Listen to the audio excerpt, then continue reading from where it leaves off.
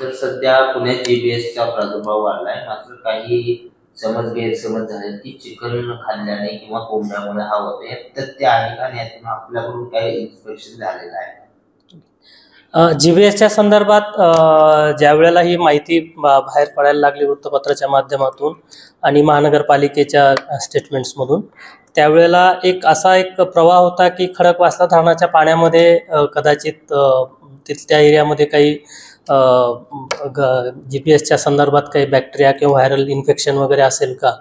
तर याबाबत आम्हाला कळल्यानंतर आमच्या विभागातर्फे त्या परिसरामध्ये जे काही आमचे वेगवेगळ्या खाजगी स्वरूपाचे पोल्ट्री फार्म्स आहेत, व्यंकटेश्वरापासून ते इतर सगळे असे जवळजवळ 11 ते 13 पोल्ट्री फार्म्सला आम्ही सगळ्यांनी, आमची जी टीम आहे डिसीज इन्व्हेस्टिगेशन सेक्शनची, त्या टीमने त्या ठिकाणी जाऊन जवळजवळ 89 फिकल सॅम्पल आणि 29 वॉटर सॅम्पल कलेक्ट केले.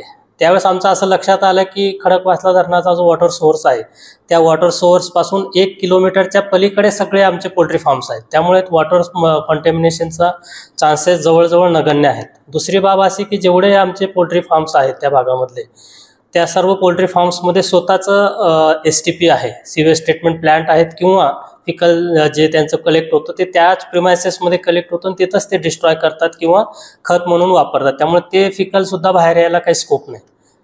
तरीही आम्ही ते जे सॅम्पल्स गोळा केले होते, हे संपूर्ण सॅम्पल्स आम्ही डिसीज इन्व्हेस्टिगेशन आमची जी सेक्शन आहे लॅबोरेटरी, त्या ठिकाणी सर्व तपासले आणि तपासल्यानंतर काही जे सॅम्पल आहेत, म्हणजे वॉटरचे 29 मधले 5 सॅम्पल फक्त पॉझिटिव्ह आलेत आणि 89 जे फिकल सॅम्पल केले होते त्यातले 22 सॅम्पल आमचे पॉझिटिव्ह आले. पण ते आलेत कंपायलोबॅक्टर जेजुनाय नावाचा इंटेस्टाईनमध्ये जो बॅक्टेरिया असतो त्या बॅक्टेरियाचे आले आणि that is a normal thing. इंटेस्टाईनमध्ये अशा प्रकारचे बॅक्टेरिया असतातच. पण हे इतर रोगाला कारणीभूत होऊ शकतात, किंवा जसं माणसांच्या बाबतीत आहे तसंच जनावरांच्या बाबतीत आहे, पक्ष्यांच्या बाबतीत आहे, की इंटेस्टाईनमध्ये जे काही बॅक्टेरिया आहेत, पॅथॉलॉजिकल बॅक्टेरियाज, ते सर्व पॅथॉलॉजिकल बॅक्टेरियाज जर आपल्याला रॉ स्वरूपात आपल्या पोटात गेले किंवा रॉ स्वरूपात तर त्यांचा संपर्क आला तर ते इन्फेक्ट करू शकतात. म्हणून माझी सर्व पुणेकर आणि जनतेला विनंती आहे की ते जे काही मांस ते खात असतील किंवा भाजीपाला जे घेत असतील, तो मिठाच्या पाण्यात भाजीपाला वगैरे स्वच्छ करून घ्यावा, त्याला स्वच्छ धुवून घ्यावा. आणि मांस खाताना कच्चं मांस खाऊ नका. ते उकळून जर ते आपण प्रॉपर उकळलं तर त्याच्यामध्ये कुठलेही बॅक्टेरिया आणि व्हायरस फारसा शिल्लक राहायला स्कोप नसतो, त्याच्याने काही होणार नाही. आपण या संदर्भात तशा प्रकारचं जनतेसाठी प्रेस नोट सुद्धा इश्यू करतोय. सर, आज तुम्हाला काही पोल्ट्रीवाल्याने निवेदन दिले होते, कोंबडी चिकन व्यापारी काळजी नागरिकांनी घ्यावी की जेणेकरून हे सगळं त्यांचंही नुकसान होणार नाही आणि सगळ्या गोष्टी नॉर्मल होतील.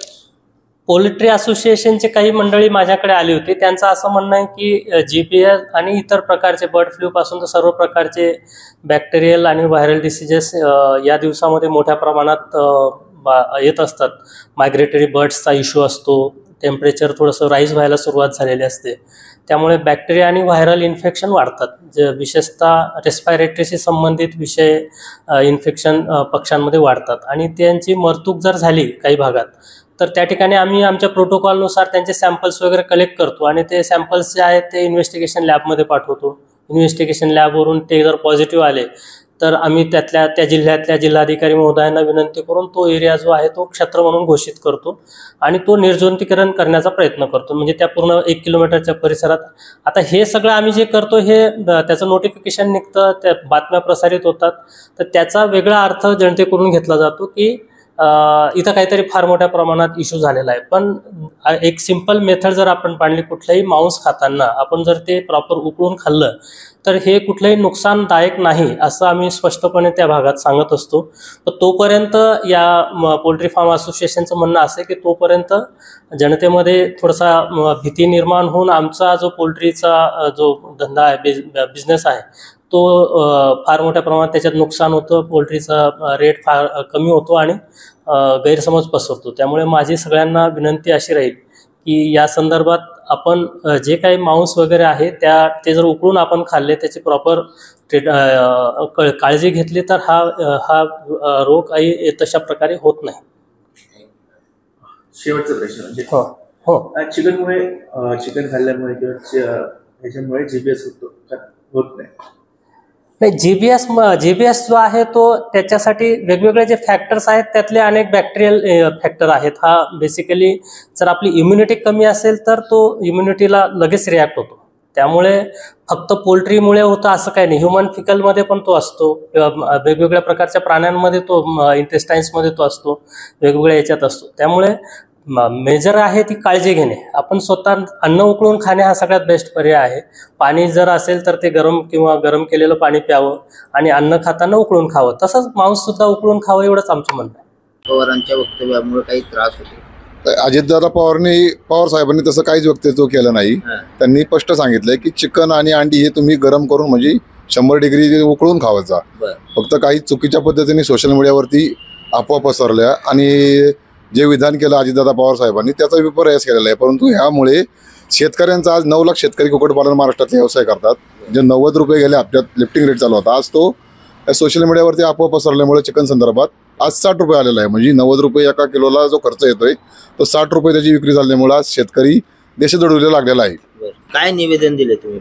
आज पशुसंवर्धन आयुक्ताला आम्ही निवेदन दिलेलं आहे. सन्मान्य समितीचा मी राज्याचा समितीचा सदस्य पशुसंवर्धनचा की बाबा ह्या ज्या अफवा पसरतात ह्याच्यामध्ये तुम्ही पुढाकार घेऊन प्रेस नोट काढून एक शास्त्रीय अहवाल नक्की काय आहे, चिकन अंडी खाल्ल्यामुळे नक्कीच रोग होतो का? मागच्या काळात सुद्धा कोरोना 4 वर्षापूर्वी आला, त्यावेळेस सुद्धा चिकनमुळेच कोरोना होतो अशा ज्या अफवा पसरल्या गेल्या, त्यावेळेस सुद्धा आज लाखो कोटी रुपयाचं शेतकऱ्यांचं नुकसान झालं. आज कर्ज काढून शेतकऱ्यांनी पोल्ट्री शेड उभं केलेलं आहे, ते फेडायचं त्यांना मुश्किल झालेलं आहे. आणि त्यामध्ये अशा जर बातम्या येत असेल तर त्यामध्ये खरोखरच हे दुर्दैवी आहे की शेतकऱ्यांचं सगळ्यात जास्त नुकसान होतंय.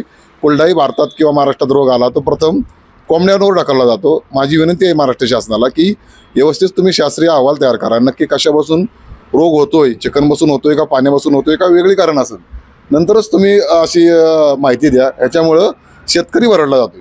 धंद्यावर काय परिणाम झाला? धंद्यावर निश्चित नुकसान झाले. धंद्यावर आज महाराष्ट्रात जे 9 लाख शेतकरी व्यवसाय करतात तर त्यांच्या टोटल जो माल आहे आता 40-45 दिवसाचा तो मालच जाईना. गेले 8 दिवस झाले. म्हणजे टेडर जे घेतात माल ते मालच कोण घेणार. आता जो वातावरण तयार झाले महाराष्ट्रात की चिकन खाल्यामुळं रोग होतोय, जीबीएस तयार होतोय, त्याचा इफेक्ट नक्कीच धंद्यावर झालेला आहे आणि लाखो करोडो शेतकऱ्यांचा आज नुकसान झालेलं आहे.